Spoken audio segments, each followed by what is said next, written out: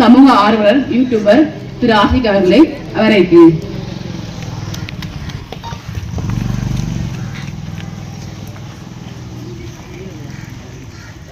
அன்பார்ந்த தொப்புள்குடி சொந்தங்களே, உறவுகளே, இன்றைய தினம் இந்தியா முழுக்க 77வது குடியரசு தின விழாவை மகிழ்ச்சியோடு கொண்டாடி கொண்டிருக்கின்றோம்.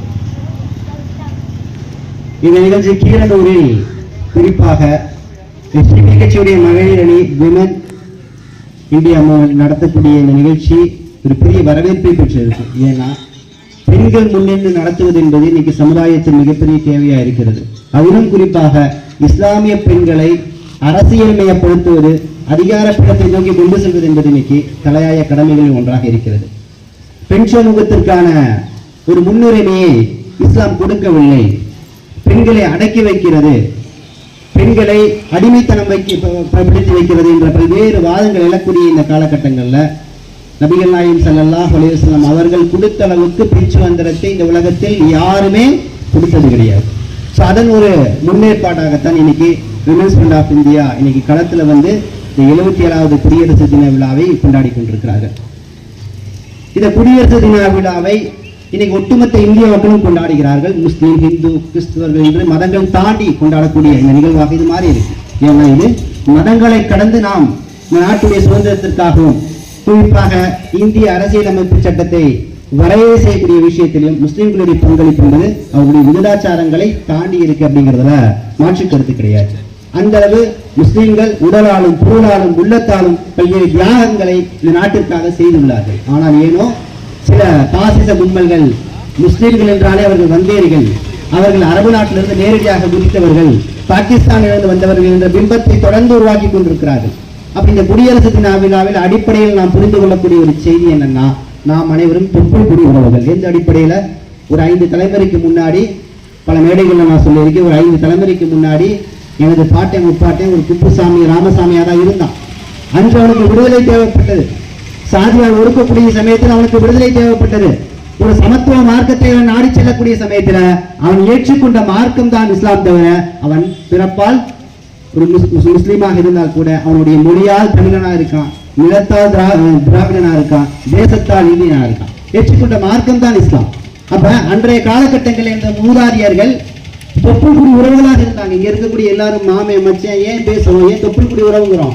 அந்த தொடக்கத்திலிருந்து வந்திருக்கோம். நாங்களும் இந்துவாக இருந்தவர்கள் தான் இன்னைக்கு முஸ்லீமாக மாறி இருக்கோம் தவிர நாங்களும் இந்த நிலப்பொழியை புரிந்துபிடிக்கிறோம். இப்ப இந்த புரிந்துணர்வோடு இந்த 77வது குடியரசு தின விழாவை நம்ம இப்ப கொண்டாடிட்டு இருக்கோம். ஒரு முஸ்லீம் நாட்டுப்பற்றுல மிகைப்பு காணப்படுவோம், நாட்டுப்பற்று அவனுக்கு அதிகமா இருக்கும்னு சொல்லிட்டு அவனுடைய மார்க்கம் அவனுக்கு போதிக்குது. வத்தன் மீனல் ஈமான் அப்படின்னு சொல்லக்கூடிய ஒரு அரபு வார்த்தை இருக்கு. இதுக்கு என்ன அர்த்தம் தெரியுங்களா? ஈமான் என்பது எந்த அளவுனா, நாட்டுப்பற்று என்பது ஈமானில் ஒரு பகுதி. நாட்டுப்பற்று என்பது ஒரு ஈமானில் ஒரு பகுதி. அப்ப ஒவ்வொரு முஸ்லீமுக்கும் நாட்டுப்பற்று என்பது அவனுடைய மார்க் அடிப்படையில, அது அவனுக்கு நன்மை வயப்படக்கூடிய அடிப்படையில காணப்பட்டிருக்கு. நபி ஸல்லல்லாஹு அலைஹி வஸல்லம் அவர்கள் மக்காவிலிருந்து மதீனாவுக்கு போறாங்க. மக்காவில் மிகப்பெரிய துன்பங்கள் ஆளாக்கப்படுறாங்க, அடித்து சித்திரவதைக்குள்ளாக்கப்படுறாங்க. இந்த இக்கட்டான சூழலில் அவர்கள் மதீனாவுக்கு போறாங்க. அங்க அடைக்கலம் கிடைக்குது. கிட்டத்தட்ட பல ஆண்டுகள் மதீனாவில் இருந்து கொண்டு இறுதியாக மக்காவை வெற்றி கொள்ளக்கூடிய சமயத்தில் அந்த மக்காவுடைய மண்ணை காலடி எடுத்து வைக்கக்கூடிய சமயத்தில் அவர்கள் உள்ளம் கலங்கின, அழுதார்கள், அந்த மண்ணை தொட்டு முத்தமிட்டார்கள். அப்ப என்ன அர்த்தம்? அவர்கள் எந்த நாட்டை இழந்தார்களோ அந்த நாட்டை மீண்டும் அவர்களுக்கு கிடைக்கக்கூடிய சமயத்தில் அவர்கள் உள்ளத்தில் நாட்டுப்பற்று என்பது பிறந்தது. நாட்டின் மீது நேசமும் அவர்களுக்கான அதீத பாசமும் எழுந்தது. அதனால் அவர்கள் அந்த நிலத்தை கொண்டாடினார்கள். அதே போலத்தான் 1947 சுதந்திரம் கிடைக்கக்கூடிய சமயத்தில் இந்தியாவில் இருக்கக்கூடிய அனைத்து தரப்பு மக்களும் கொண்டாடினார்கள், அழுதார்கள், மிகப்பெரிய அளவில் அதை ஏற்றுக்கொண்டார்கள். அப்படின்னா அங்கு இந்து, கிறிஸ்துவர், முஸ்லீம் என்ற பாகுபாடு கிடையாது. இந்த நாட்டுடைய விடுதலைக்காக ஒவ்வொரு மனிதர்களும் பாடுபட்டோம் அப்படிங்கிறதா எதிர்ச்சியான உண்மையாக காணப்படுகிறது. அப்ப நாட்டுப்பற்ற விஷயத்துல முஸ்லீம்கள் முன்னணியில செயல்படணும். ஏன்? அவன் மார்க்கம் பெற்றுக் கொடுத்திருக்கிறது. நாட்டுப்பற்று என்பது ஈமானில் ஒரு பகுதி, நம்பிக்கையில் ஒரு பகுதி என்று அவனுக்கு கற்றுக் கொடுத்திருக்கிறது.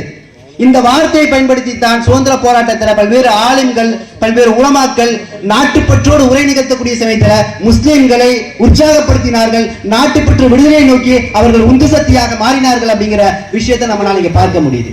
சோ இந்த அடிப்படையில தான் இந்த குடியரசு தினம் என்பது இன்னைக்கு நம்ம கொண்டாடிட்டு இருக்கோம். பொதுவா சுதந்திர தினத்துக்கும் குடியரசு தினத்துக்கும் என்ன வித்தியாசம்? 1947 ஆகஸ்ட் 15 சுதந்திரம் நம்ம பெற்றோம்.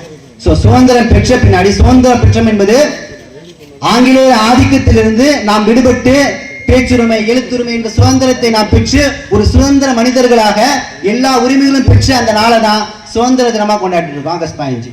சோ ஜனவரி 26 குடியரசு தினத்துல என்ன விஷயம் நடந்திருக்குன்னா 47ல பெற்ற அந்த சுதந்திரம் இருக்குல்ல, அதுல இருந்து கிட்டத்தட்ட 3 ஆண்டுகள் இந்திய அரசியலமைப்பு சட்டத்தை உருவாக்கி இந்த நாட்டை வழிநடத்துவதற்காக எடுக்கப்பட்ட காலம் தான் இந்த 3 ஆண்டு காலம். இந்த 3 ஆண்டு காலத்துல இந்திய அரசியல் அமைப்பு சட்டம்னா என்ன, இங்க என்னென்ன சட்டங்கள் வரணும்னு சொல்லிட்டு எல்லா மக்களுக்கும் சரிசமமான நீதியை வழங்கக்கூடிய சட்டத்தை டாக்டர் பாபா சாஹிப் அம்பேத்கர் வரைவு குழுவில் இருக்கிறாரு.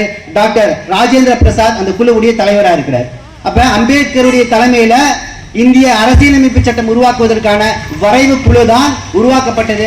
47ல இருந்து கிட்டத்தட்ட 1950 வரைக்கும் 3 ஆண்டுகள் இந்த பணி நடந்துச்சு. 50ல தான் இது நிறைவேற்றப்பட்டு அமலுக்கு வந்துச்சு. அந்த நாளைத்தான் நம்ம என்ன பண்றோம், ஜனவரி 26 நாம் என்ன பண்றோம், 1950ல ஏற்றப்பட்ட அந்த அரசியலமைப்பு சட்டத்தை தான் இன்னைக்கு குடியரசு தினமாக இந்த நாடு குடியுரிமை பெற்று விட்டது. எல்லோருக்கும் சம உரிமைகள் இருக்கு, சமத்துவம் இருக்கு, இந்த நாட்டில் இறையாண்மை இருக்கு அப்படிங்கிற விஷயத்தை பறைசாற்றுவதற்காகத்தான் 1950ல ஜனவரி 26ல நிறைவேற்றப்பட்ட அந்த குடியரசு சட்டத்தை, அந்த அரசியலமைப்பு சட்டத்தை முன்னிறுத்தி தான் நம்ம என்ன பண்றோம், குடியரசு தின விழாவை நாம் கொண்டாடி கொண்டிருக்கின்றோம். அப்ப இந்த 3 ஆண்டுகள் டாக்டர் பாபா சாஹிப் அம்பேத்கர் எவ்வளவு பெரிய பணியை செய்தார். அவர் மட்டும் செய்யல, கிட்டத்தட்ட இதுல இந்த பணியில 389 உறுப்பினர்கள் இருந்தாங்க. எப்படிப்பட்ட நிலையில் அவங்க எடுக்கப்பட்டார்கள், மாகாணங்கள் சுதேசிய சமஸ்தானங்கள்ல இருந்து பல்வேறு நபர்கள் இந்த பணிக்கு வர்றாங்க, வந்து இந்த பணியை செய்யறாங்க. எப்படிப்பட்டனா இந்தியாவில் இருக்கக்கூடிய அனைத்து கிராமங்கள், சுதேச கிராமங்கள் மற்றும் சமஸ்தானங்கள்ல இருந்து வரக்கூடிய சமயத்துல இது ஒரு ஒற்றுமையின் அங்கமாக காணப்படுது. இந்த அரசியலமைப்பு சட்டம் வெறும் ஒரு நபர் இயற்றியது கிடையாது. டாக்டர் பாபா சாஹிப் அம்பேத்கர் தலையேற்கிறாரு.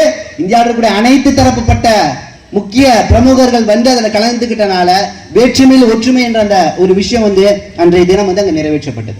ஸோ இந்திய அரசியலமைப்பு சட்டம் அமலுக்கு வந்தது. அன்றிலிருந்து இன்னைக்கு வரையும் நம்ம 1950ல நிறைவேற்றப்பட்ட அந்த நிகழ்வை ஒட்டி நாம் வருடம் ஜனவரி 26 அன்று இந்த குடியரசு தின விழாவை கொண்டாடிட்டு இருக்கோம். இது 77வது குடியரசு தின விழா.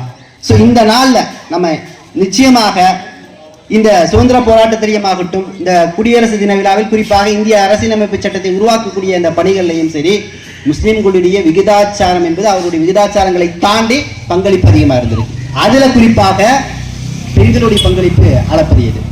பெண்களை பொறுத்த வரைக்கும் இந்த வரைவு குழுல பாத்தீங்கன்னா பல்வேறு பெண்கள் இதுல இருந்திருக்கிறாங்க.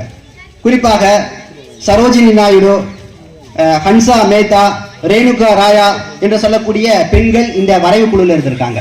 இதுல குறிப்பிடத்தக்க ஒரு இஸ்லாமிய பெண், தவிர்க்க முடியாத பெண், இந்த இந்திய அரசியலமைப்பு சட்டத்தை உருவாக்கிய பணியில் ஒரு மிக முக்கிய பங்கு வகித்த ஒரு மிகப்பெரிய அரசியல் ஜாம்பவான்னு சொல்லலாம். அவங்க இந்த களத்துல இருந்தாங்க. பேகம் ஜசாஸ் ரசூல். பேகம் ஜசாஸ் ரசூலை பத்தி சொல்லணும்னா, இவர்கள் பஞ்சாப்ல பிறந்தாங்க. உத்தரப்பிரதேசத்துல இவங்க அரசியல் களம் கண்டாங்க. அரசியல் கட்சியை பொறுத்த வரைக்கும் அகில இந்திய முஸ்லீம் லீக்ல ஆரம்பத்துல பயணிச்சாங்க, பின்னாடி காங்கிரஸ்ல பயணிச்சாங்க. உத்தரப்பிரதேசத்துல சட்டமன்ற உறுப்பினராக இருந்தாங்க, ராஜ்சபால உறுப்பினராக இருந்தாங்க. இப்படிப்பட்ட நிலையில தான் இவங்களுக்கு ஒரு மிகப்பெரிய பணி கிடைக்கிறது. அம்பேத்கர் தலைமையிலான அந்த சட்ட வரைவு குழுல இந்த பேகம் ஜசாஸ் ரசூல் என்று சொல்லக்கூடிய பெண் அங்கம் வகிக்கிறாங்க. நல்லா கேளுங்க, முதல் முறையாக இஸ்லாமிய சமூகத்திலிருந்து சட்ட வரைவு குழுல சென்ற முதல் சிங்க பெண் இந்த பெண் தான். அப்ப யோசிச்சு பாருங்க, முஸ்லிம்களுடைய பங்களிப்பு எந்த அளவு சிறந்திருக்குன்னு. பெண்களை எல்லா விதத்திலும் அரசியல் மையப்படுத்தி இருக்கிறார்கள். அந்த அடிப்படையில இந்த பேகம் ரசூல் அவர்கள் உள்ள போறாங்க, பல பணிகளை செய்யறாங்க. கிட்டத்தட்ட இந்த 3 ஆண்டுகள் தொடர்ந்து அம்பேத்கருடைய பயணிக்கிறாங்க. இவர்கள் பெண் உரிமைக்காக போராடி இருக்காங்க, பெண் கண்ணிக்காக போராடி இருக்காங்க. இவர்கள் குறிப்பாக நல்ல ஒரு போராளியாக, சமூக ஆர்வலராக இருந்திருக்கிறாங்க. இறுதியாக இவர்கள் உத்தரப்பிரதேசத்தில் தான் இறந்து இருக்கிறாங்க. சோ இப்படிப்பட்ட பெண்களைத்தான் இஸ்லாம் சமூகம் என்ன பண்ணிட்டு இருக்கு, அடையாளப்படுத்திட்டு இருக்கு. இந்த மக்களோடு ஒன்றிணைந்து பயணிக்கக்கூடிய சூழலை உருவாக்கிட்டு இருக்கு. ஆனால் இன்னைக்கு சில பாசிச கும்பல்கள் பிரித்தாளும் சூழ்ச்சியின் காரணமாக நம்மை பிரித்து ஆளக்கூடிய நிலையை இன்னைக்கு உருவாக்கிட்டு இருக்கிறாங்க. அப்ப நிச்சயமாக இது போன்ற நிகழ்வு நாள்ல நாம் அனைவரும் ஒன்று கூட வேண்டும். சாதி, மதம், இனம் எல்லாம் கடந்து இது போன்ற அந்த குடியரசு தின விழாவில் நாம் ஒன்று கூடுவதன் அடிப்படை நோக்கம் என்னன்னா, நாங்கள் மொழியால் வேறுபட்டு இருக்கலாம், மதத்தால் வேறுபட்டு இருக்கலாம், பல்வேறு விஷயங்களை வேறுபட்டு இருக்கலாம். ஆனால் நாம் அனைவரும் யார்? இந்தியர்கள், இந்திய நாட்டின் மீது பற்று கொண்டவர்கள். இன்னைக்கு அரசியலமைப்பு சட்டம் துண்டாடப்பட்டுக் கொண்டிருக்கிறது. எந்த பாபா சாஹிப் அம்பேத்கர் அரசியலமைப்பு சட்டத்தை உருவாக்கினாரோ அந்த சட்டத்தை இன்னைக்கு மாற்றிக் கொண்டிருக்கிறார்கள், திருத்திக் கொண்டிருக்கிறார்கள், பல்வேறு விதத்தில் இருட்டடிகளை செய்து கொண்டிருக்கிறார்கள். அப்படிப்பட்ட சட்டத்தை நாம் உயிருள்ளவரை பாதுகாக்க வேண்டும் அல்லவா? உயிரை கொடுத்து பாதுகாக்க வேண்டும் அல்லவா? ஒரு கையில் குரானை ஏந்தி கொண்டு மற்றொரு கையில் இந்திய அரசியலமைப்பு சட்டத்தை ஏந்தி கொண்டு இரு கண்களாக பாதுகாக்கக்கூடிய இடத்துல இந்த இஸ்லாமிய சமூகம் இருக்கிறது. அரசியலமைப்பு சட்டம் இன்னைக்கு கேலி கூத்தாக்கப்பட்டுக் கொண்டிருக்கிறது, தவறான விதத்தில் பயன்படுத்தப்பட்டுக் கொண்டிருக்கிறது. இத்தகைய சூழல்ல டாக்டர் பாபா சாஹிப் அம்பேத்கர் நமக்கு பெரிதும் மதிக்கக்கூடிய தலைவர், நாம் கொண்டாடக்கூடிய தலைவர். அவர் உருவாக்கி தந்த இந்த அரசியலமைப்பு சட்டத்தை நாம் நிச்சயமாக உயிரை கொடுத்து பாதுகாக்க வேண்டும். காரணம், நமக்கு முன்னாடி இருந்த நம் சொந்தங்கள் எல்லாமே உயிரை கொடுத்துதான் இந்த சுதந்திரத்தை நமக்கு பெற்றுக் கொடுத்திருக்கிறார்கள். அப்படிப்பட்ட இந்த சுதந்திரத்தையும் இந்த அரசியலமைப்பு சட்டத்தையும் எனக்கு என்னன்னு விட்டுட்டீங்கன்னா நாளைக்கு உங்களுக்கு ஒரு பிரச்சனை வரும்போது இந்த சட்டம் மாற்றப்பட்டிருந்துச்சுன்னா யாரும் எதுவுமே செய்ய முடியாது. அப்ப இன்ஷா அல்லாஹ் இறைவன் நாடினால் நாம் ஒன்றிணைந்து பயணிக்க வேண்டும். நிச்சயமாக இறுதி வரை இந்த நாட்டுடைய விடுதலை விஷயத்திலும் சரி, இந்த நாட்டுடைய பற்றிலும் சரி, முஸ்லிம் சமூகம் முன்னின்று செய்ய வேண்டும் என்பதுதான் இந்த தாழ்மையான வேண்டுகோளாக இருக்கிறது.